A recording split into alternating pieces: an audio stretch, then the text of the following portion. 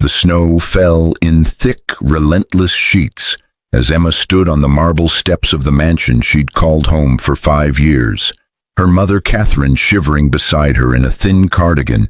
But neither woman knew that Catherine wasn't just the quiet, humble woman who'd raised Emma in a modest apartment. She was secretly the trillionaire owner of the very corporation that had made Emma's husband rich. David, Emma's husband of 5 years, stood in the doorway with his arms crossed, his expensive suit pristine against the warm light spilling from inside, but his eyes held nothing except cold contempt as he blocked their entry to the home Emma had decorated, the home where she'd cooked his meals and ironed his shirts and swallowed her pride 1,000 times. Behind David, his mistress Veronica draped herself across the leather sofa Emma had picked out for their 2nd anniversary, her laughter echoing through the foyer like shattered glass. But that laughter would soon turn to ash when the truth emerged. Emma clutched the single suitcase David had thrown at her feet, her wedding ring still on her finger but feeling like a shackle now, her mother's frail hand gripping her arm as the wind howled around them. But neither could have predicted that this moment of ultimate humiliation would become the catalyst for David's complete and utter destruction.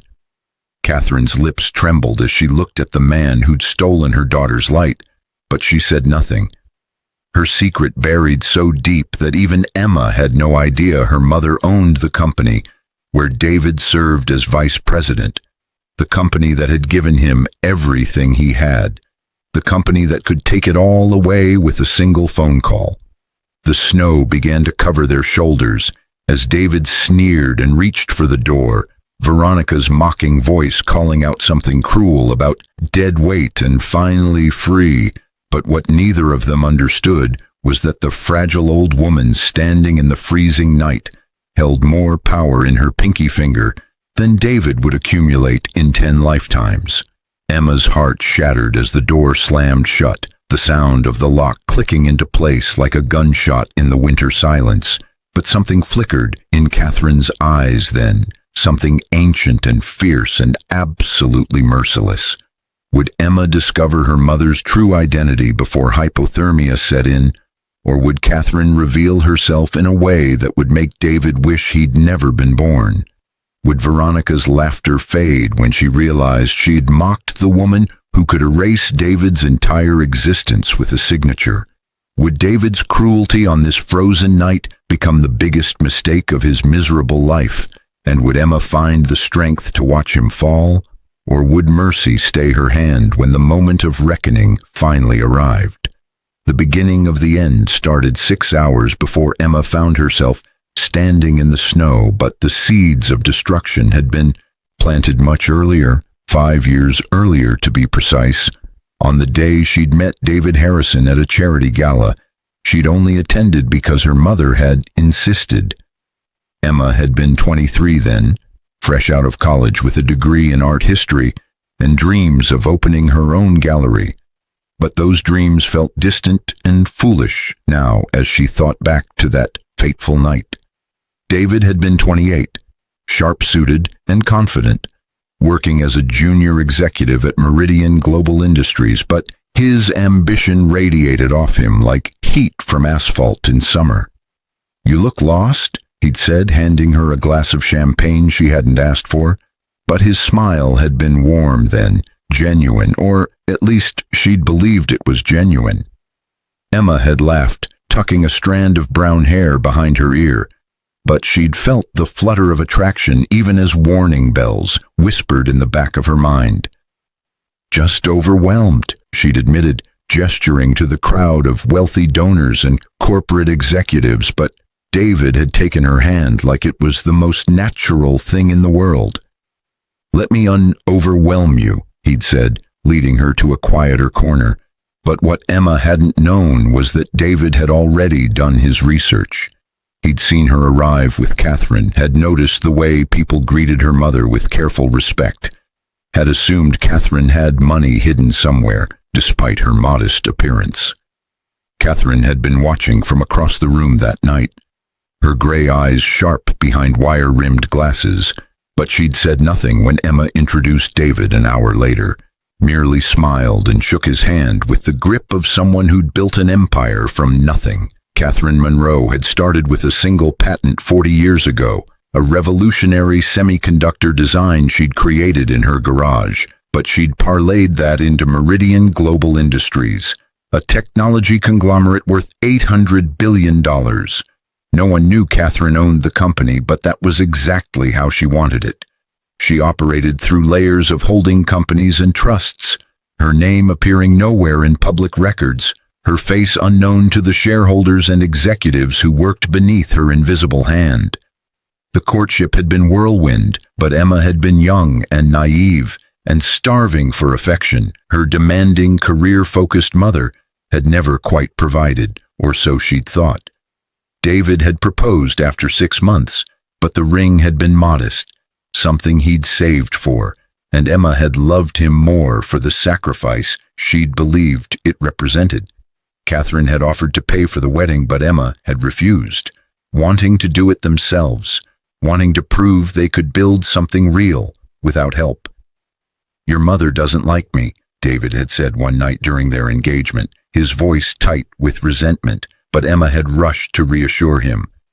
"She's just protective," Emma had insisted, but deep down she'd wondered if her mother saw something she was blind to. Catherine had worn a simple gray dress to the wedding, sitting in the front row with an expression Emma couldn't quite read, but she'd handed them an envelope afterward containing a check for $50,000, a gift Emma had thought extraordinarily generous for a woman who'd always lived so modestly. David had deposited it the next day, but his complaints about Catherine had only increased. His subtle digs about her weird energy and judgmental attitude, slowly poisoning Emma's relationship with her mother. The first year of marriage had been manageable, but cracks had appeared when David's career began its meteoric rise at Meridian Global. He'd been promoted to senior executive after 18 months, but the timing had seemed almost miraculous, his name suddenly appearing on shortlists and receiving opportunities that others with more experience overlooked. Emma had been proud, but she'd also noticed how David changed, how the man who'd once brought her coffee in bed now expected her to have his breakfast ready before he left for work at 6 a.m.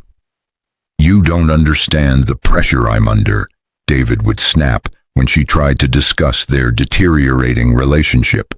But his phone had started lighting up at all hours with messages he'd angle away from her view.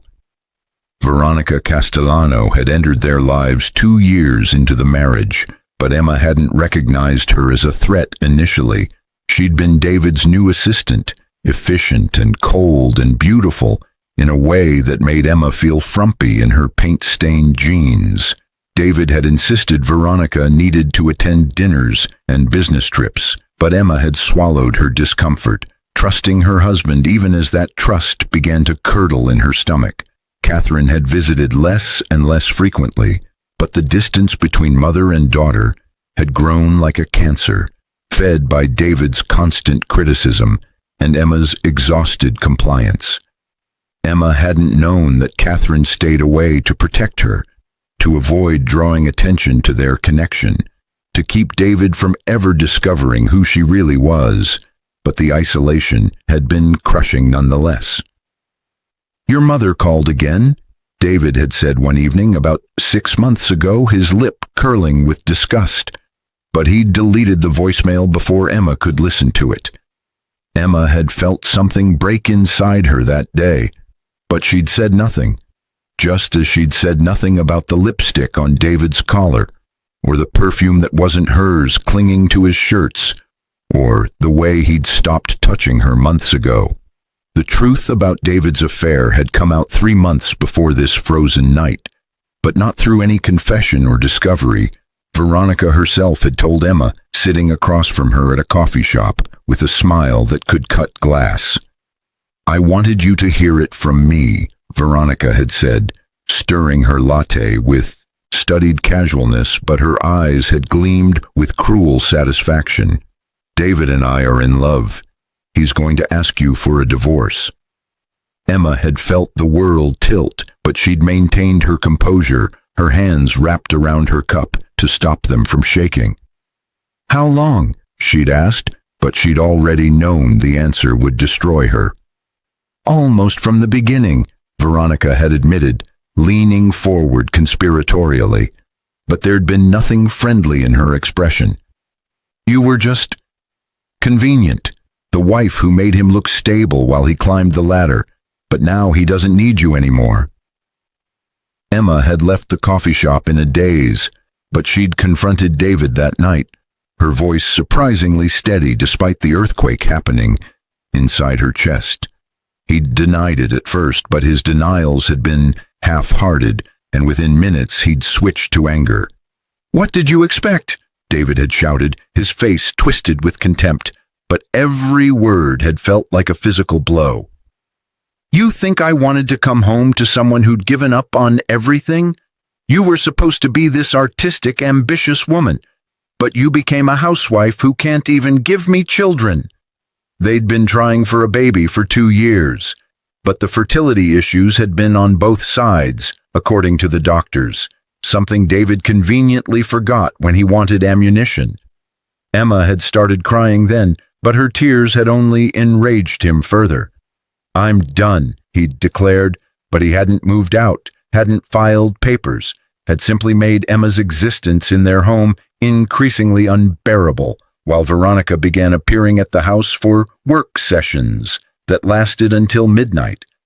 Emma had called her mother that night, but Catherine had been traveling for business, or so her assistant had said, and the call had gone to voicemail. Emma had left a tearful message, but Catherine hadn't called back for 3 days, and by then Emma's pride had rebuilt enough that she'd pretended everything was fine. What Emma hadn't known was that Catherine had been in emergency meetings with her board of directors, but the crisis had been manufactured by David himself. A bold play to restructure a division he'd been angling to control, but his proposal had been so reckless it could have cost the company billions. Catherine had been watching David for years through her network of trusted executives, but this move had been the final straw, the confirmation that he was everything she'd feared, and worse. The day of the exile had started ordinarily enough, but Emma had sensed something brewing in the tension that crackled through the house like electricity before a storm. David had been home when she'd woken up, unusual for a weekday, but he'd been in his study with Veronica, their voices low and conspiratorial. Emma had called her mother that morning on impulse, but Catherine had answered immediately. This time, her voice warm and urgent. "I'm coming over," Catherine had said, but Emma had heard something in her tone that sounded almost like preparation. "You don't have to," Emma had protested, but secretly she'd been relieved. Desperate for any ally in the battlefield, her marriage had become. "I want to see you," Catherine had insisted, but what she hadn't said was, "I need to be there when this happens. I need to protect you from what's coming. I need to finally stop hiding and let you see who I really am." Catherine had arrived an hour later, but Emma had been shocked by her mother's appearance. The gray hair Emma remembered had been professionally colored to a rich auburn, the wire-rimmed glasses replaced with designer frames, the frumpy cardigan swapped for a tailored coat that screamed old money. Catherine had looked like a different person, but Emma had been too stressed to fully process the transformation. "Mom, what?" Emma had started, but Catherine had pulled her into a fierce hug that felt like armor and absolution combined. "We need to talk," Catherine had said, but before she could continue, David had emerged from his study with Veronica at his heels, his eyes widening with something like shock when he saw Catherine.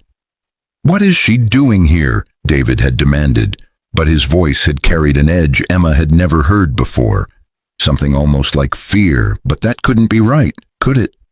"I invited her," Emma had said firmly, but her hands had been shaking as she'd gripped her mother's arm. David's face had contorted with rage.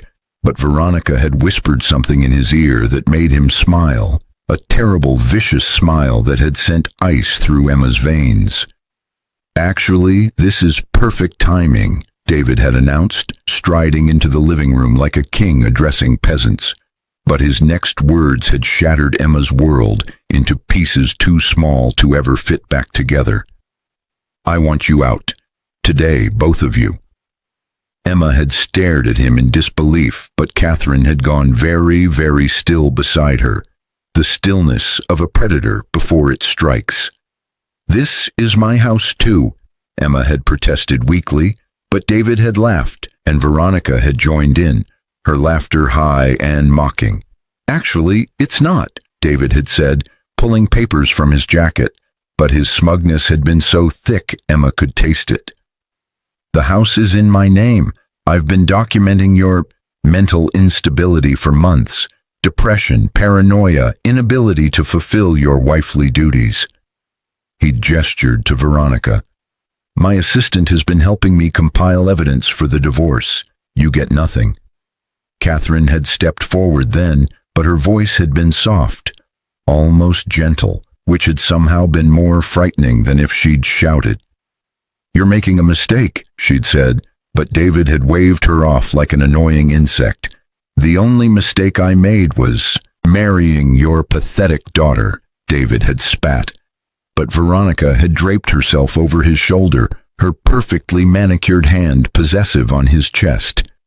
"Now get out before I call the police and have you removed for trespassing." Emma had felt her legs go weak, but Catherine had caught her, supporting her weight with surprising strength for a woman in her 60s. "You heard him," Veronica had purred from her position on the sofa, examining her nails with studied boredom, but her eyes had been alive with malicious joy. "Time to take your mother and your dignity. Oh, wait. You don't have any dignity left, and go freeze somewhere else." The packing had been humiliating, but David had supervised with crossed arms while Veronica had made comments about every item Emma tried to take. "Those earrings, David bought those. That photo album, I think that's community property, so it stays. That coat, too expensive for someone about to be homeless." Emma had been allowed exactly one suitcase, but most of it had been filled with photos and sentimental items she couldn't bear to leave behind rather than practical warm clothing. Catherine had tried to grab more supplies, but David had physically blocked her, shoving the older woman back with enough force that she'd stumbled. "Don't touch my mother," Emma had screamed, but her voice had been raw and broken, and David had just laughed. "What are you going to do about it?" he'd taunted, but something had flickered across Catherine's face then, something that had made David step back unconsciously despite his bravado. The walk to the front door had felt like a funeral procession, but Emma had been unable to stop crying, her whole body shaking with grief and shock and the kind of rage that burns so hot it becomes cold. Catherine had been silent, but her arm around Emma's waist had been iron strong, unyielding, protective in a way Emma couldn't remember her mother ever being before. "Wait!" Veronica had called out just as they'd reached the threshold, but her voice had been syrupy sweet with false concern. "You should know, David and I are getting married next month, here, in your house. I'm going to redecorate everything, erase every trace of you. It'll be like you never existed." That had been when David had pushed them out into the snow, but his hands had been rough on Emma's shoulders, shoving her down the steps while Catherine had tried to keep them both upright. The door had slammed behind them, but through the window Emma had seen David pull Veronica into a kiss, his hands tangling in her hair, and the laughter that had followed them out into the freezing night had sounded like demons celebrating. The cold had been instant and brutal, but Emma had been too numb emotionally to fully process the physical danger they were in. Catherine had pulled out her phone immediately, but her fingers had been steady despite the temperature, and she'd made a call that Emma could barely hear over the wind. "It's time," Catherine had said into the phone, but her voice had carried absolute authority. "Execute Protocol 7, full disclosure, and send a car to the Harrison residence immediately." Emma had looked at her mother in confusion, but Catherine had been focused on keeping them moving, guiding them toward the street where a sleek black car had materialized with impossible speed. The driver had jumped out, wrapping them both in heavy blankets and ushering them into the heated interior, but Emma had been too disoriented to ask questions. "Hospital first," Catherine had ordered, but the driver had simply nodded, and Emma had realized with dawning shock that this man knew her mother, respected her, obeyed her without question. "Mom, what's going on?" Emma had finally managed, but her teeth had been chattering so hard she'd barely gotten the words out. Catherine had pulled Emma close, rubbing warmth back into her daughter's frozen hands, but her eyes had been fixed on the mansion receding behind them, and the expression on her face had been one of absolute calculated fury. "I should have told you years ago," Catherine had said, but her voice had been thick with regret. "I thought I was protecting you by keeping you separate from my world. I thought if David never knew, he couldn't use it against you. But I was wrong. I should have crushed him the moment he showed his true colors." The hospital had been a blur of warm blankets and concerned doctors, but Emma and Catherine had been treated like royalty, whisked into a private suite that didn't appear on any directory. Emma had been given hot tea and checked for frostbite, but the physical injuries had been minor compared to the emotional devastation that was slowly crystallizing into something harder, colder, more permanent. Catherine had dismissed the medical staff and locked the door, but when she'd turned to face Emma, there had been tears streaming down her cheeks, the first time Emma had seen her mother cry since she was a child. "I need to tell you everything," Catherine had said, but she'd sat down heavily, suddenly looking every one of her 63 years. The revelation had taken 2 hours, but with every sentence, Emma's understanding of her entire life had shifted and reformed like a kaleidoscope. Catherine hadn't been the modest, simple woman Emma had believed her to be, but rather the hidden architect of a technological empire that spanned 40 countries and employed over 300,000 people. The patents Catherine held had revolutionized computing, telecommunications, and artificial intelligence, but she'd kept her ownership secret through a complex web of trusts and shell companies appearing to the world as simply another employee. "Why?" Emma had whispered, but her mind had been reeling with implications. "Control," Catherine had admitted, but her voice had been sad rather than prideful. "If people knew who I was, I'd never know if they wanted me or my money. Your father—" She'd paused, pain flickering across her face, but Emma had leaned forward, desperate to finally understand. "What about Dad?" Emma had asked, but she'd barely remembered the man who died when she was 3, just vague impressions of laughter and gentle hands. "He didn't know either," Catherine had confessed, but her voice had broken on the words. "By the time I realized I should tell him, he was already sick, pancreatic cancer, gone in 3 months. I thought about telling him at the end, but I didn't want his last thoughts to be wondering if our entire marriage was a lie." She'd gripped Emma's hands tightly, but her eyes had been pleading. "I loved him, truly loved him, and I loved you. I kept myself hidden because I wanted us to be normal, to be safe, to not be targets." Emma had processed this slowly, but pieces had started clicking into place. The modest apartment that had somehow been in one of Manhattan's most exclusive buildings, the retired teacher mother, who'd somehow afforded to send Emma to Princeton without loans, the way Catherine had always been traveling for work, but never explained what work that was. Meridian Global, Emma had breathed, but the truth had hit her like a freight train. "You own the company where David works." Catherine had nodded grimly, but her jaw had been set with determination. "I own the company where David thought he was building his empire. Every promotion he received, I could have stopped it with a word, but I wanted to see what he'd do, how far he'd go. I wanted proof of what he really was before I acted. Her voice had gone cold, but the ice in it had been nothing compared to the fire in her eyes. And now I have more than enough proof. Now I'm going to destroy him. The plan had unfolded over the next week, but Catherine had orchestrated it with the precision of someone who'd spent 40 years outmaneuvering competitors and hostile takeovers. Emma had stayed with her mother in a penthouse she'd never known existed, but the space had been filled with evidence of Catherine's true life, photos with presidents and CEOs, awards from technology foundations, patents framed on the walls like artwork. The first move had been surgical but devastating, and it had happened exactly 3 days after the exile. David had arrived at work to find his keycard deactivated, but when he'd gone to reception to complain, security had been waiting to escort him to the executive boardroom. Catherine had been there, but she'd been sitting at the head of the table in a position David had never seen occupied, flanked by the CEO and CFO who'd always been his bosses. "Mr. Harrison," Catherine had said, but her voice had been arctic and absolute.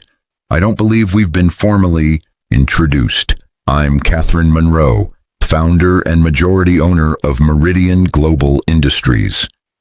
David's face had gone through a spectacular range of expressions, but Emma had watched via video feed from her mother's penthouse, and she'd felt a savage satisfaction at his shock. "That's impossible," David had stammered, but his usual confidence had evaporated like a morning mist. "I assure you it's very possible," Catherine had replied, sliding a folder across the table, but David's hands had been shaking as he'd opened it. "That's documentation of every ethics violation you've committed in your 5 years here. Insider trading, sexual harassment, embezzlement, fraud. You've been very busy, Mr. Harrison." The color had drained from David's face, but he'd tried to bluster. "You can't prove any of this." "I can prove all of it," Catherine had countered, but her smile had been gentle, which had somehow been more terrifying than rage. "I've been watching you since the day you married my daughter. Every email, every transaction, every lie documented and preserved. Did you know we keep backups of all employee communications for 7 years? It's fascinating what people will write when they think no one's paying attention." David had stood abruptly, but security had moved to block the doors. "This is about Emma," he'd accused, but his voice had been desperate now. "You're mad because I left her." "I'm mad because you abused her," Catherine had corrected, but her voice had risen with suppressed fury. "I'm mad because you systematically isolated her from me, from her friends, from herself. I'm mad because you threw her out into the snow to die while your mistress laughed. But most of all, Mr. Harrison, I'm mad because you pushed my limits just to see if I'd bend." She'd leaned forward, but her eyes had been glacial. "I don't bend. I break people who threaten what's mine." The termination had been immediate and public, but Catherine had made sure David's disgrace was complete, leaked to the press through carefully managed channels, his face plastered across business news, with headlines screaming about ethical violations and abuse of power. The lawsuit had followed within days, but Meridian Global had been suing David for $15 million in damages, a sum his lawyer had quietly informed him was impossible to fight given the evidence. Veronica had been next, but her downfall had been swift and brutal. Catherine had discovered that Veronica had been embezzling company funds through false expense reports, but the amounts had been significant, over $200,000 across 3 years.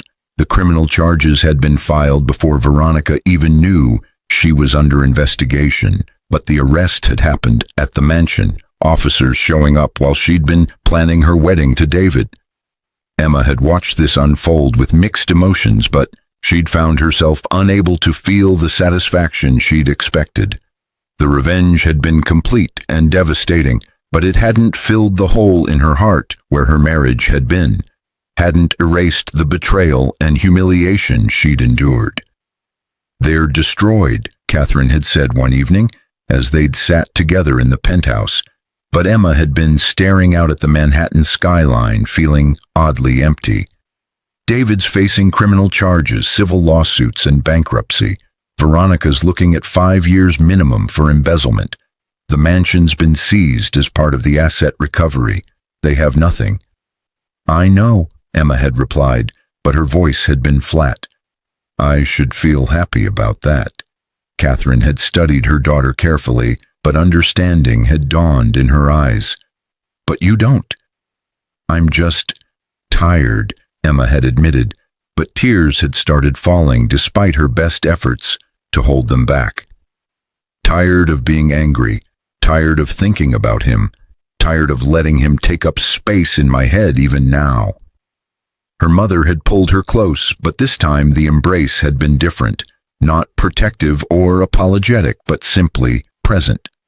"Then let him go," Catherine had whispered, but it had been an invitation rather than an order. "Let all of it go, and let me show you what comes next." What came next had been revelation after revelation, but Catherine had slowly introduced Emma to her real world. The companies, the foundation, the vast network of influence and responsibility that would someday be Emma's to manage. Emma had been overwhelmed at first, but she'd discovered that her art history degree had given her skills she hadn't appreciated, an eye for detail, an understanding of value and authenticity, the ability to see the bigger picture. The gallery Emma had dreamed of opened 6 months later, but it had been funded by her mother's foundation and featured emerging artists from underprivileged backgrounds, giving them a platform they'd never have accessed otherwise. Emma had thrown herself into the work, but she'd found something she'd lost years ago in her marriage: purpose, passion, her own identity separate from being someone's wife. David's trial had been all over the news, but Emma hadn't attended, hadn't even watched the coverage. She'd been too busy building something real, something that mattered, something that was entirely hers. But she'd received updates through Catherine's lawyers. The criminal charges had resulted in a 3-year sentence, but the civil penalties had stripped him of everything: his reputation, his assets, his freedom. The day Emma had filed for divorce had been anticlimactic, but the papers had been delivered to David in prison, and his lawyer had reported that he'd signed without protest. Emma had expected to feel triumph, but instead she'd felt only a quiet sense of closure, the final page of a chapter she was ready to close. Veronica had tried to reach out from prison, but her letters had been pathetic things full of apologies and excuses, claiming she'd been manipulated by David, that she'd never meant to hurt anyone. Emma had read the first letter and thrown the rest away unopened, but she'd felt nothing except perhaps a distant pity for a woman who'd traded her integrity for a man who'd never valued her beyond her usefulness. The transformation of Emma's life had been total, but it had been gradual enough that she'd barely noticed until she'd looked back and realized she didn't recognize the broken woman who'd stood in the snow a year ago. Catherine had begun bringing her to board meetings, but Emma had discovered she had a talent for strategy and a ruthlessness when it came to protecting the company her mother had built. The other executives had been skeptical at first, but Emma had proven herself repeatedly, and eventually she'd earned their respect on her own merits rather than her mother's protection. The public revelation of Emma's identity as Catherine's daughter and heir had been carefully orchestrated, but it had still caused shockwaves through the business world. Forbes had done a cover story, but Emma had insisted on using the interview to talk about her mother's genius and legacy rather than her own story. The redemption narrative had been tempting, but Emma had refused to let David and Veronica take up even one more moment of her precious time. She'd started dating again eventually, but casually, with no pressure and absolute honesty about who she was and what she wanted. The men who were intimidated by her wealth and power weeded themselves out quickly, but Emma had discovered she preferred being alone to being with someone who made her smaller. 2 years after that frozen night, Emma had received word that David was being released early for good behavior, but the news had barely registered. She'd been in Milan for a gallery opening, but the artist she was featuring had been a young woman from Detroit, whose work explored themes of resilience and reinvention. And Emma had been far too excited about that to care about her ex-husband's movements. The confrontation she'd half expected never came, but Emma had learned through her security team that David had moved to a small town in Oregon, working as a sales clerk and living in a studio apartment. He'd tried to rebuild his reputation, but the internet had been unforgiving, his name forever tied to the scandal. Veronica had moved back to her hometown in Texas after her release, but she'd been working 3 jobs to pay off her restitution, her Instagram full of motivational quotes about perseverance that rang hollow given her crimes. Emma had thought she'd feel satisfaction knowing they'd been brought so low, but instead, she'd felt nothing. They'd simply ceased to be relevant to her life. Footnotes in a chapter. She'd moved beyond. The real victory had been internal, but it had come the day Emma had looked in the mirror and recognized herself again. Not the broken, diminished woman David had tried to create, but the strong, capable, passionate person she'd always been underneath. Catherine had been right. The best revenge hadn't been David's destruction, but Emma's resurrection. 3 years after the exile, Emma had stood in her gallery during a major exhibition, but she'd been watching her mother chat with a Pulitzer Prize-winning photographer whose work hung on the walls. Catherine had looked radiant and proud, but more than that, she'd looked happy, relieved of the burden of secrets, finally able to share her true self with the daughter she loved. "You did good, Mom," Emma had said later, but they'd been alone in the gallery after closing, standing among the art and achievements and proof of how far they'd both come. "We did good," Catherine had corrected, but she'd pulled Emma into a hug that felt like homecoming and victory and love all woven together. "And we're just getting started." And they had been just getting started, but Emma had looked forward to the future with excitement rather than dread for the first time in years. David had taken so much from her, but he'd also inadvertently given her something precious, the chance to discover who she really was, the strength she didn't know she possessed, the relationship with her mother that had deepened into something unbreakable.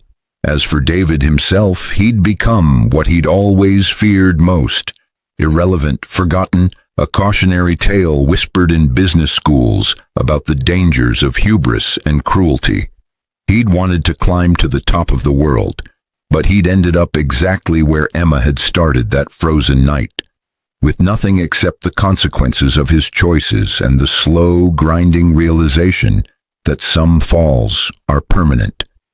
Emma had thought about reaching out once, but not to gloat or punish, simply to let him know she'd forgiven him, not for his sake, but for her own, to finally release the last chain tying her to their shared past. But in the end, she'd decided against it. But that decision had been its own kind of closure, the recognition that David no longer deserved even her forgiveness, that the best thing she could give him was the absence of her attention. The snow had fallen that night 3 years ago, but it had buried one version of Emma Harrison and allowed another to emerge, stronger, wiser, loved, and finally free. David had thought pushing her out into the cold would destroy her, but instead it had forced her to find the warmth within herself, the fire her mother had kindled and protected all along, the light that no amount of cruelty could ever fully extinguish. And that, ultimately, had been the sweetest revenge of all. 5 years had passed since that frozen night, but Emma still remembered the bite of the wind with perfect clarity, not as trauma, but as transformation, the moment her old life had died so a new one could be born. She stood now in the executive boardroom of Meridian Global Industries, 40 stories above Manhattan, but the woman reflected in the floor-to-ceiling windows bore little resemblance to the broken person David had discarded. Emma was 33 now, but she carried herself with the quiet confidence of someone who'd been tested by fire and emerged as steel rather than ash. "Ms. Monroe, the Tokyo office is on line 3, her assistant Marcus announced, but he'd barely finished speaking when Catherine swept into the room. Her auburn hair now streaked with distinguished silver she no longer bothered to hide. "Tell them we'll call back in 20 minutes, Catherine said, but her tone was warm rather than imperious. "I need to steal my daughter for a moment." Emma raised an eyebrow but followed her mother to the small terrace attached to the boardroom, but the November air carried the same crisp bite as that night 5 years ago, and she had to suppress a shiver that was more memory than cold. Catherine noticed anyway, she always noticed, but she simply handed Emma the coffee she'd been carrying, the gesture both practical and symbolic in its care.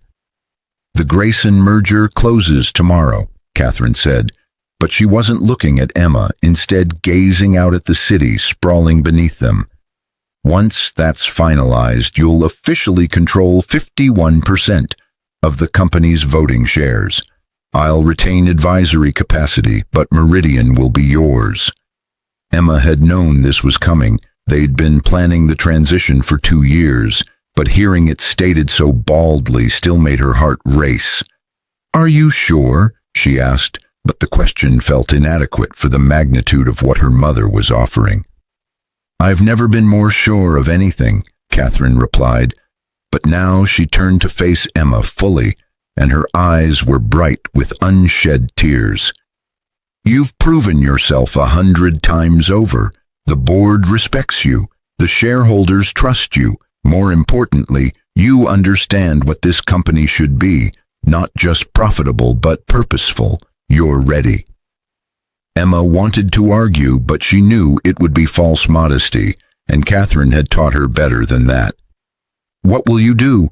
she asked instead, but she could see the answer already forming in her mother's smile. "Live," Catherine said simply, but the word carried depths of meaning. "Travel without checking my phone every 5 minutes.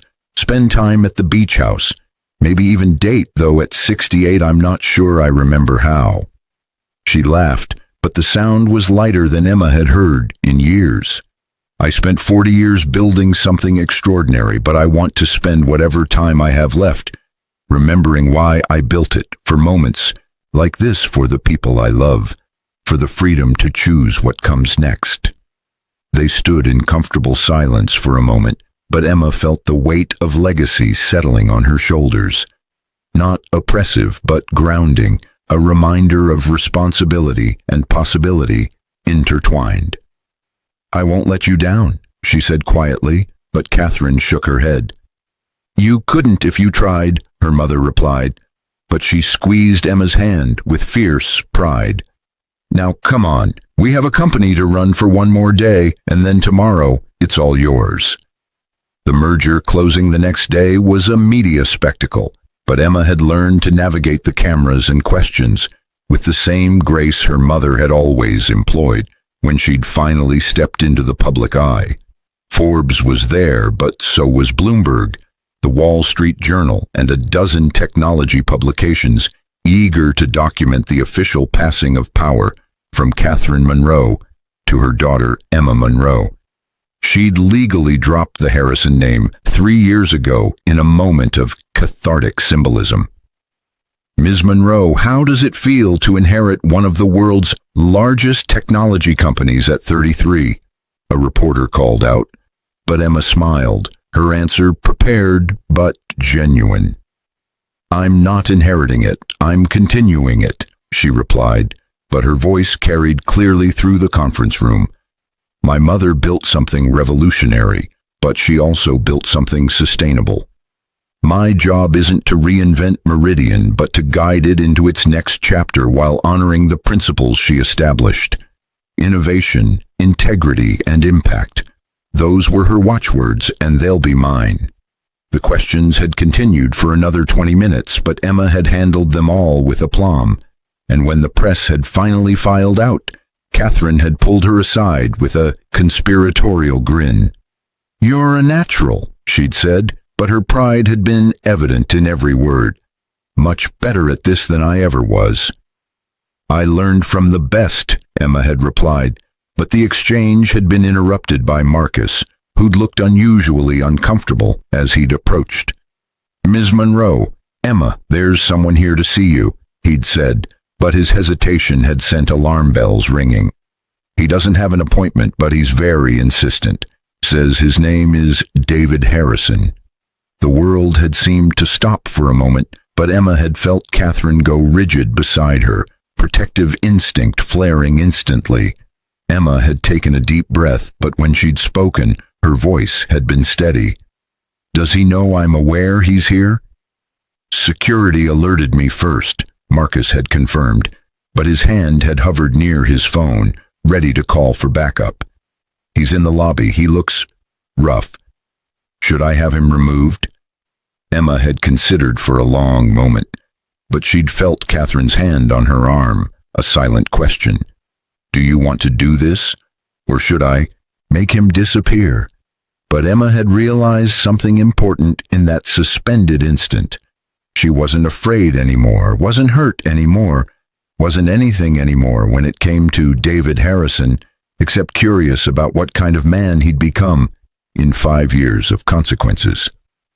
"I'll see him," Emma had decided, but she'd held up a hand when Catherine had started to protest. "Alone, just for 5 minutes. I need to know if there's any closure left to find, or if I already found it." The elevator ride down to the lobby had felt eternal, but Emma had used the time to center herself, to remember who she was now versus who she'd been, to armor herself not with anger but with indifference, the most powerful weapon of all.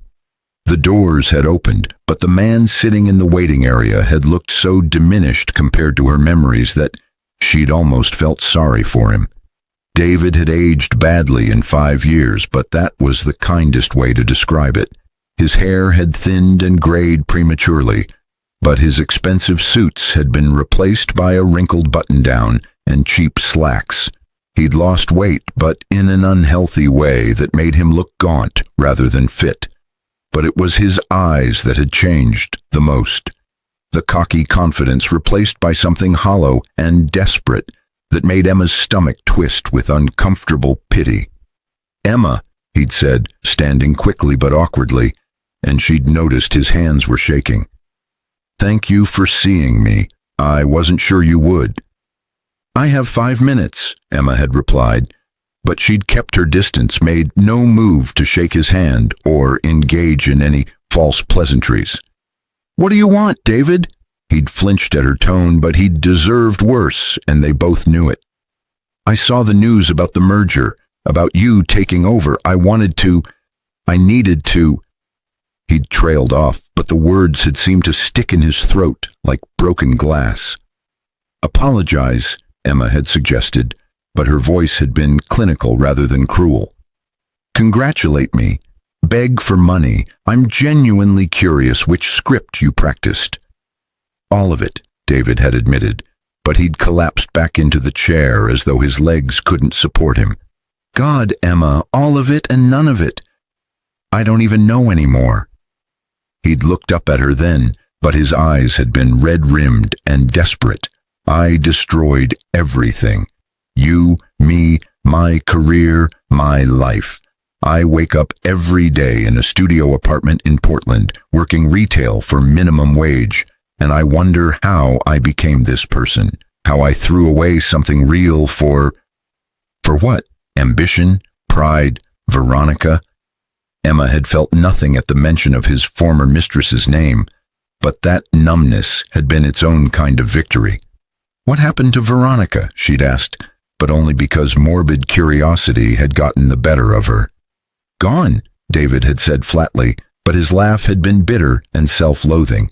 "She dumped me 3 weeks after I got out of prison, said I was dead weight, that she'd only been with me for my money and connections. The irony wasn't lost on me. He'd rubbed his face with trembling hands, but when he'd looked up again, there had been tears streaming down his cheeks. I was so sure I had everything figured out, so sure I was the smartest person in the room, but your mother, she played me like a violin. She knew exactly what I was from day one, and she let me hang myself with my own rope. She did, Emma had confirmed, but she'd felt no need to soften the blow. She also would have left you alone if you'd just been a mediocre husband. Bad even. But you weren't content with that. You had to be cruel. David had nodded, but the gesture had been defeated rather than argumentative. That night, the snow. I replay it constantly. The look on your face when I pushed you. Your mother trying to protect you. Veronica laughing. He'd started sobbing then, but the sound had been raw and animal, the breakdown of a man who'd lost everything and finally understood why. I'm not asking for forgiveness. I don't deserve it. I'm not even asking for help, though God knows I need it. I needed you to know that I'm sorry, that I see what I did, that I would give anything to go back and be different. Emma had stood very still, but she'd examined her feelings like a surgeon probing for damaged tissue, searching for pain or anger or even satisfaction at his suffering. But there had been nothing except a distant, abstract pity, the kind you might feel for a stranger who'd made catastrophically bad choices, but not someone who'd once shared your life and bed. I believe you're sorry, Emma had said finally, but her voice had been neither warm nor cold, simply factual. I believe you suffer. I believe you've lost everything and that it hurts. But David, here's the thing. I don't care. She'd let the words land, but she'd watched his face crumple with something that might have been relief or devastation or both. I don't care because you're not my problem anymore. You're not my responsibility, my burden, my anything. You're just a person who treated me badly, faced consequences, and now has to live with those consequences. That's it. That's all you are to me. I know, David had whispered, but the words had been barely audible. I know, and that's worse somehow than if you hated me. At least hatred means I still matter. You don't, Emma had said, but it hadn't been cruel, just honest. Perhaps the most honest she'd ever been with him. You did once. You mattered so much that your betrayal nearly broke me. But I healed, David. I grew. I became someone I'm proud of, someone strong and capable and loved. And none of that has anything to do with you. She'd turned to leave then, but David's voice had stopped her one final time. Are you happy? He'd asked. But the question had carried genuine curiosity rather than manipulation. Emma had looked back at him, but she'd smiled, a real smile full of warmth and truth and hard-won peace. Incredibly, she'd answered. I'm doing work that matters. I have a relationship with my mother that's deeper than I ever imagined possible. I have friends who value me for who I am, not what I can give them. I wake up excited for the day ahead rather than dreading it. So yes, David, I'm happy, happier than I've ever been, and happier than you could have ever made me, even if you'd tried. The elevator doors had closed on his broken expression, but Emma had felt lighter rather than heavier as she'd ascended back to her office, back to her life, back to the future she'd built from the ashes of their marriage. Catherine had been waiting when she'd emerged, but her mother's face had been tight with controlled worry. Are you okay? Catherine had asked, but Emma had pulled her into a fierce hug. I'm perfect, Emma had said, but she'd meant it with every fiber of her being. He's just small now, sad and small and powerless, and I felt nothing except relief that I'm not him, that I'm not carrying around that kind of regret and self-loathing. I won. You did, Catherine had agreed, but she'd held Emma at arm's length, studying her face carefully. Not because he fell, but because you rose. That's the difference. The months that followed had been a whirlwind, but Emma had thrown herself into running Meridian with the passion and precision her mother had modeled. She'd launched 3 new initiatives in her first 6 months: a scholarship program for underprivileged STEM students, but particularly focusing on young women who faced the same barriers Catherine had encountered decades ago; a venture capital fund for female entrepreneurs, but with mentorship components that went beyond just money; and a company-wide review of pay equity and promotion practices, but with transparent metrics and third-party auditing to ensure accountability. The business press had been skeptical at first, but Emma's initiatives had proven both profitable and purposeful, and within a year, Meridian's stock had risen 23%, while employee satisfaction scores had hit all-time highs. Emma had proven she wasn't just Catherine's daughter, but a formidable leader in her own right, but she'd done it by being authentically herself, rather than trying to imitate anyone else. Her personal life had flourished too, but in unexpected ways. She'd met Rebecca at a charity auction, an environmental lawyer with sharp wit and zero tolerance for pretension, but their friendship had deepened into something more over late-night conversations about changing the world and whether it was possible to have power without becoming corrupted by it. Rebecca hadn't been intimidated by Emma's wealth or position, but she'd also called Emma out when she got too caught up in work, reminding her that life existed beyond boardrooms and quarterly reports. "You're going to burn out if you keep this pace," Rebecca had said one evening as they'd shared dinner at Emma's penthouse, but her tone had been gentle rather than critical. "Your mom didn't spend 40 years building this company just so you could sacrifice your health and happiness to maintain it."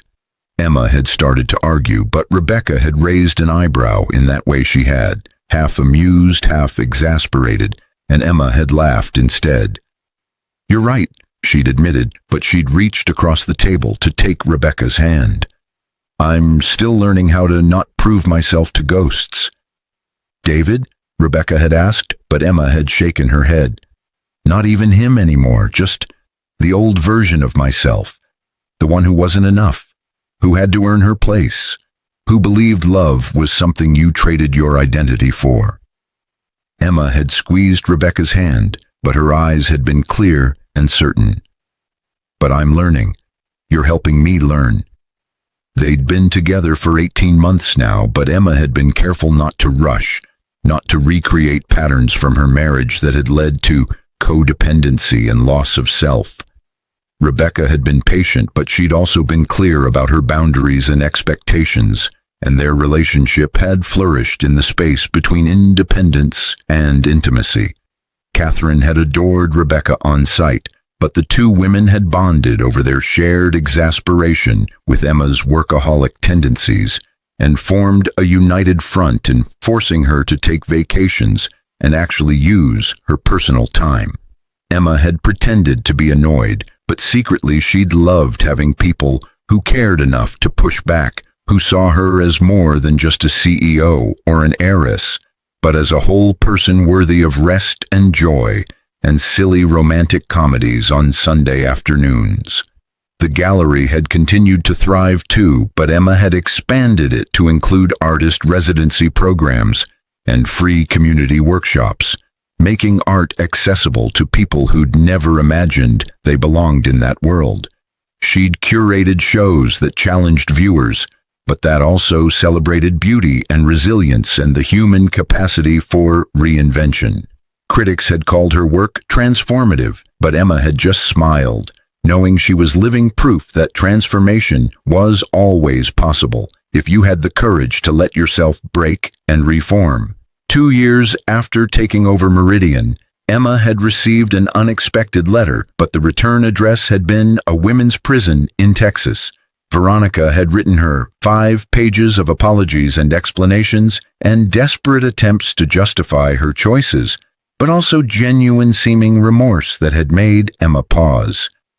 "I was so jealous of you," Veronica had written in one section, but the handwriting had been shaky, evidence of the years and consequences that had aged her prematurely.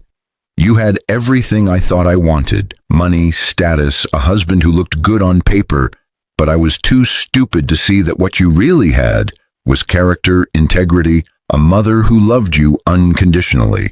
I traded all of that for things that meant nothing, and now I have nothing at all except time to think about what I destroyed."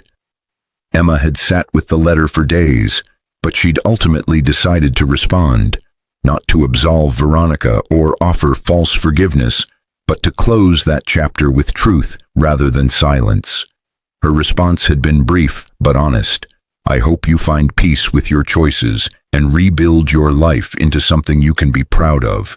But my forgiveness isn't something you need to move forward, and my presence in your life wouldn't help either of us heal. I wish you well, but at a distance. Take care of yourself." She'd never heard from Veronica again, but Emma had felt satisfied with that closure, neither cruel nor accommodating, just honest and final. The 5-year anniversary of that frozen night arrived on a Tuesday, but Emma had taken the day off, a rarity that had made her assistant's jaw drop. She'd driven upstate to the house Catherine had bought after retiring, but the sprawling property overlooked a lake that reminded Emma of childhood vacations before everything had gotten so complicated. Catherine had been in her garden when Emma arrived, but she'd looked younger somehow, lighter. The burden of secrets and corporations finally lifted from her shoulders. They'd spent the afternoon cooking together, something they'd rarely had time for during Emma's childhood, but the kitchen had been filled with laughter and flour dust, and the kind of easy companionship that only comes from surviving darkness together and choosing light. "Do you ever think about that night?" Emma had asked as they'd sat on the porch, watching the sun set over the lake, but her voice had been curious rather than pained. "Every day," Catherine had admitted, but she'd smiled as she'd said it. Not with regret exactly, more like gratitude. "Gratitude," Emma had repeated, but she'd been surprised by the word choice. "That it happened when it did," Catherine had explained, but she'd turned to face Emma fully.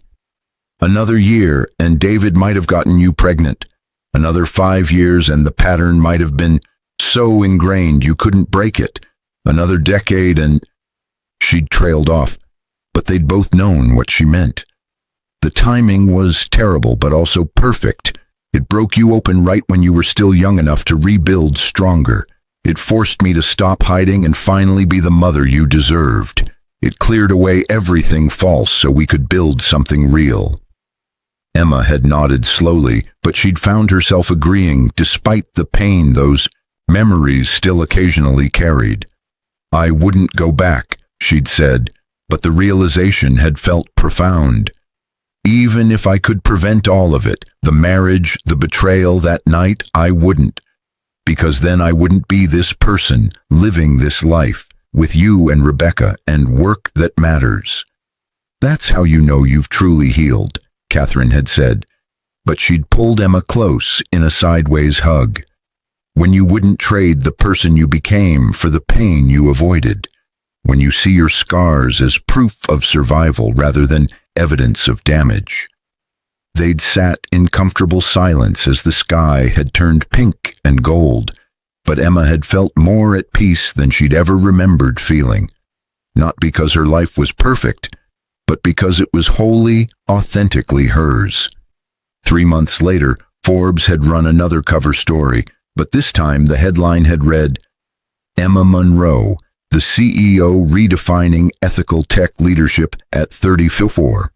The article had been comprehensive, but it had covered everything from her business philosophy to her personal journey, and the writer had done something Emma had appreciated.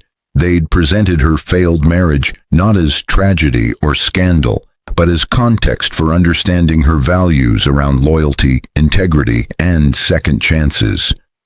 "I don't define myself by what was done to me," Emma had said in the interview, but the quote had been pulled out as a highlight box. "I define myself by what I chose to do afterward, by the company I chose to lead ethically, by the relationships I chose to nurture honestly, by the life I chose to build authentically. David Harrison was a chapter in my story, but he's not the moral, and he's definitely not the author. I am. The article had gone viral, but Emma had been flooded with messages from women and men who'd survived their own versions of betrayal and abuse, who'd found inspiration in her journey from victim to victor. She'd responded to as many as she could, but she'd also established a foundation specifically to help domestic abuse survivors rebuild their lives with job training, legal support, and counseling services. "You're doing too much," Rebecca had said one evening, as Emma had worked on foundation proposals at midnight, but her girlfriend had been smiling even as she'd closed Emma's laptop. "There's no such thing as too much when it comes to helping people," Emma had protested, but Rebecca had pulled her to her feet and into a slow dance to music only they could hear. "There is when it comes at the expense of your own well-being," Rebecca had countered, but she'd kissed Emma softly, cutting off any further argument. "The work will be there tomorrow. Right now, be here, with me. Just be." Emma had let herself surrender to the moment, but she'd realized Rebecca was teaching her something Catherine had tried to model, but Emma had been too traumatized to learn earlier. That rest wasn't weakness, that boundaries weren't selfishness, that saying no to good things to protect her energy for great things was actually the most powerful choice she could make. 7 years after the exile, Emma had been invited to give the commencement speech at her alma mater, but she'd been terrified in a way that board meetings and press conferences had never made her feel. Standing before thousands of graduates and their families, but knowing her words might shape how they approached their futures, had felt like sacred responsibility.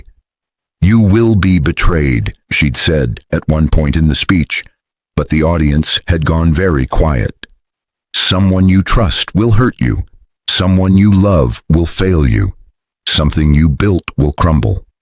And in that moment, you will have a choice. Let it define you, or let it refine you." She'd paused, but she'd made eye contact with as many people as she could. "I chose refinement.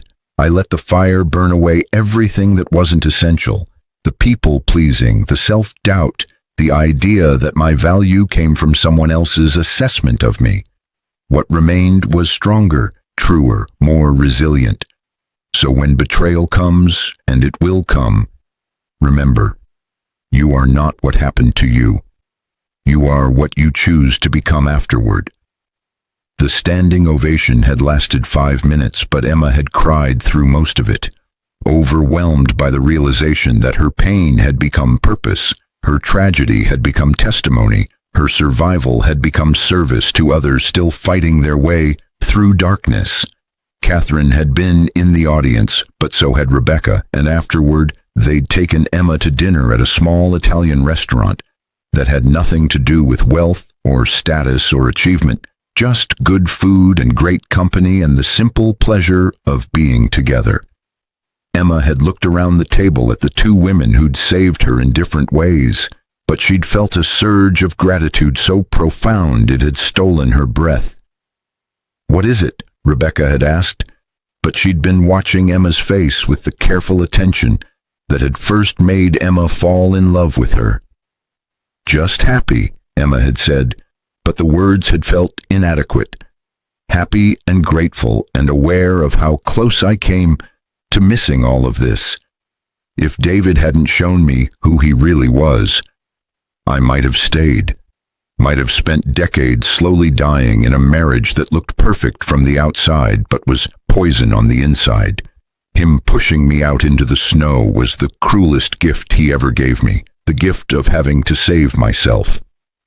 "Two cruel gifts," Catherine had said, raising her wine glass, but her eyes had been bright with unshed tears of pride and relief and love. "To becoming who we're meant to be," Rebecca had added, but she'd clinked her glass against the others. "To second chances and second selves," Emma had finished, but as she'd sipped her wine, She'd thought about David, not with anger or pity anymore, but with the kind of distant acknowledgement you might give to a storm that had destroyed your old house, but led you to build a better one. She'd heard through the grapevine that he'd moved again, but this time to a small town in Vermont where he'd been working at a non-profit, helping former inmates transition back into society. Someone had told someone who'd told Emma's assistant that David had found religion or therapy or both and was trying to make amends by helping people who'd made mistakes like his. Emma had felt nothing about this information except a vague hope that it was real transformation rather than performance, but either way, it was no longer her concern. Veronica had apparently remarried, but her new husband was a plumber who'd never heard of her past and didn't care about status or wealth or any of the things she'd once valued above everything else. Emma had hoped that was true, but she'd also hoped Veronica had learned that happiness couldn't be stolen from someone else, only built within yourself. The years continued to pass, but Emma's life kept expanding in directions she'd never anticipated. She'd been approached about running for political office, but she'd declined, preferring to influence policy through lobbying and philanthropy rather than direct participation. She'd written a book about ethical leadership, but it had become a bestseller despite her minimal promotion, resonating with a generation tired of corporate greed and moral compromise. Rebecca had proposed on a beach in Greece, but the ring had been simple and the moment had been private, just the two of them and the sunset and the weight of a future they'd chosen together. Emma had said yes without hesitation, but she'd also cried happy tears for the first time in years, overwhelmed by how different this felt from David's proposal. There was no ownership here, no expectation that she'd become smaller to make her partner feel bigger, just two equals choosing partnership from a place of wholeness rather than need. Catherine had walked Emma down the aisle at the wedding, but the ceremony had been small and intimate, just close friends and chosen family celebrating love that was built on honesty and respect and genuine admiration. Emma had looked around at the faces witnessing her vows, but she'd seen no one from her old life with David. Those bridges had been burned and scattered to the wind, and she'd felt no regret about their absence. "I promise to never make myself smaller to make you feel bigger," Emma had said in her vows, but the words had felt like reclaiming power she'd once given away. "I promise to challenge you and support you and love you as you are, not as I wish you to be. I promise to be honest even when it's hard, present even when it's inconvenient, and committed even when it's scary. I promise to be your partner, your equal, your person, not your savior or your project or your consolation prize, but your choice and your joy and your home." Rebecca had cried, but so had Catherine, and Emma had felt the healing that comes from rewriting your story, not by erasing the painful chapters, but by ensuring they led somewhere beautiful and true and worth every tear spilled along the way. 10 years after that frozen night, Emma had been named one of Time magazine's 100 most influential people, but the recognition had felt surreal.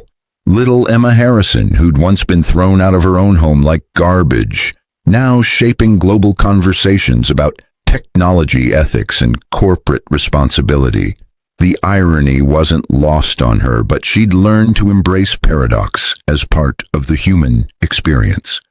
The feature had included a sidebar about her journey, but it had mentioned David Harrison exactly once. Monroe survived a difficult first marriage before finding both professional success and personal happiness. And Emma had appreciated the writer's choice to make him a footnote rather than the central narrative. Her story wasn't about him and never had been, but it had taken years to realize that trauma doesn't have to be the defining chapter even when it's the most dramatic one. She'd heard David had read the article, but a mutual acquaintance had reported that he'd only said, "Good for her, she deserved better than me," and I'm glad she found it." Emma had appreciated that, but she'd felt no need to reach out or acknowledge it. Some wounds heal better when left undisturbed, the scar tissue stronger than the original flesh had ever been. Catherine had turned 75 that year, but she'd shown no signs of slowing down, traveling 6 months out of the year and pursuing hobbies she'd deferred for decades. She'd learned to paint, but her work was surprisingly good. Abstract pieces that captured emotion through color and movement, and Emma had featured her in the gallery's Emerging Artists show, insisting she apply under a pseudonym so her acceptance would be based on merit rather than connection. "You didn't have to do that," Catherine had said, when Emma had revealed that her submission had been selected by the curator without knowing who she was. But her pride had been evident in her shining eyes. "I wanted you to know what I've always known," Emma had replied, but she'd hugged her mother tightly, "that you're extraordinary not because of what you built or how much money you made, but because of who you are, creative, resilient, loving, brave. The company was impressive, but you as a person are magnificent." Rebecca had given Emma a daughter through IVF when Emma was 37, but little Catherine, named for her grandmother but called Cat to avoid confusion, had become the center of Emma's universe in ways she'd never anticipated. Holding her daughter for the first time, but knowing this child would grow up with a mother who modeled strength and authenticity and self-worth, had felt like the ultimate redemption of everything Emma had survived. "She'll never know what you went through," Rebecca had said one night as they'd watched Cat sleep in her crib, but Emma had shaken her head gently. "She'll know," Emma had countered, but her voice had been thoughtful rather than sad. "When she's old enough to understand, I'll tell her age appropriately, not to traumatize her, but to teach her that survival is possible, that pain can become purpose, that who you are at your worst moment doesn't determine who you become." She'd kissed Rebecca's temple, but her eyes had remained on their daughter. "She'll know her mother was broken once, but she'll also know her mother chose to heal, to grow, to build something beautiful from the rubble, and maybe that will help her when she faces her own darkness." Emma had thought about David occasionally over the years, but with less frequency until he'd become barely a memory, a character from someone else's story that she'd heard once but couldn't quite recall the details of. She'd heard he'd died when she was 42, a heart attack, sudden and mercifully quick, but she'd felt only a distant sadness for a life that had been wasted in so many ways. She hadn't attended the funeral, but she'd sent flowers with a card that read simply, "May you find peace that eluded you in life." It had felt like the right gesture, acknowledging his death without claiming any relationship to it, offering compassion without inviting his ghost back into her story. Veronica had reached out after David's death, but her email had been brief and surprisingly mature. "I know we have history, but I wanted you to know that David spoke of you often in his last years. He said you were the only person who'd ever really loved him for who he was, rather than what you could get from him. And he regretted every day that he'd been too broken to appreciate that until it was too late. I'm sorry for my part in your pain. I hope you're well."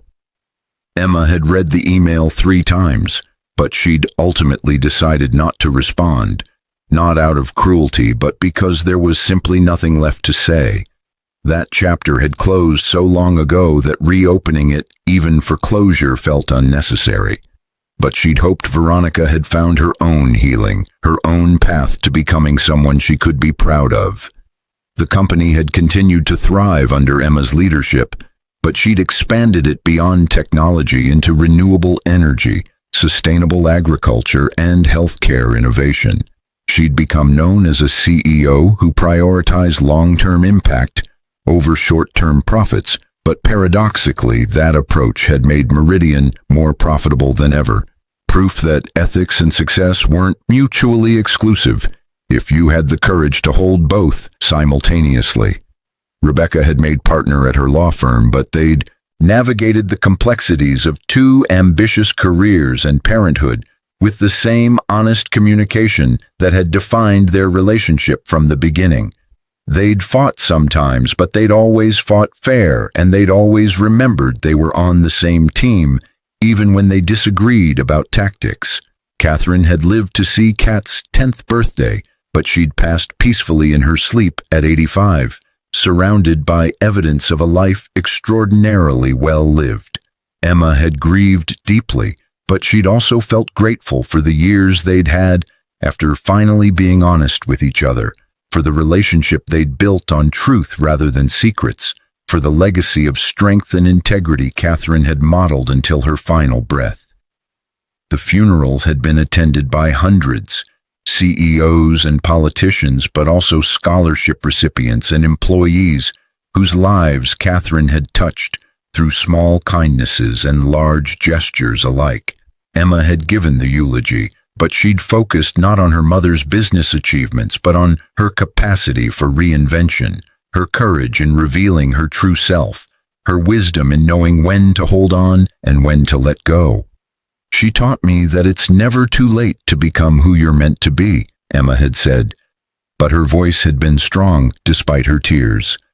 That hiding yourself to stay safe ultimately costs more than the vulnerability of being seen. That love requires honesty, even when honesty is painful. That the best revenge against those who hurt you isn't their suffering, but your flourishing. She'd looked at Kat, sitting in the front row, but her daughter's solemn face had reminded Emma so much of Catherine that her heart had ached with bittersweet love. "She taught me to rise, and I did. And I'll spend the rest of my life teaching others to do the same."